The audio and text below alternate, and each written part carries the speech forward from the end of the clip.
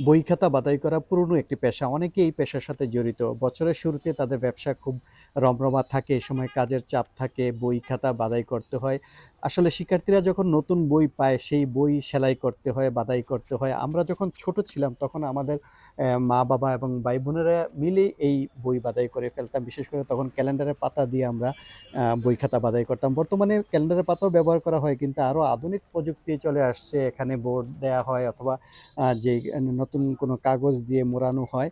এভাবে বই খাতা বাছাই করে অনেকেই জীবিকা নির্বাহ করে। এই যে বর্তমানে একটি বই বা খাতা ৳১৫, ৳২০, ৳২৫, ৳৩০ করে বাছাই করা হয়।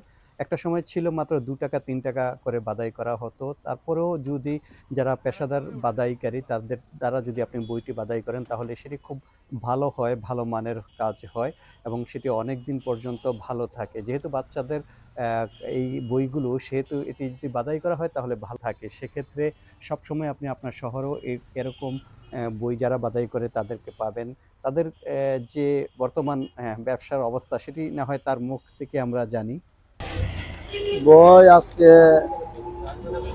৩৫-৩৬ বছর ধরে পাম্পিং করতেছে। ৩৬ বছর ধরে আজকে বেশ অনেকদিন ধরে এর কাজ করি শুরু থাকতে। তখন কত টাকা নিতেন বই সেলাই এসবগুলা করা? বাইন্ডিং ১ টাকা আসলে বাইন্ডিং, অক্ষণগুলা পরে হইতে হইতে হয়েছে 10 টাকা, 10 টাকা হয়েছে 12 টাকা, 12 টাকা হয়েছে 15 টাকা, 20 টাকা, 30 টাকা। হ্যাঁ, বই বুঝছা বিভিন্ন সাইজের বই সাইজ বুঝছা এভাবে বাইন্ডিং করো। ব্যবসার কি অবস্থা? আমার ব্যবসা বই তো পোলাইন্ডে অনেক দিচ্ছে না।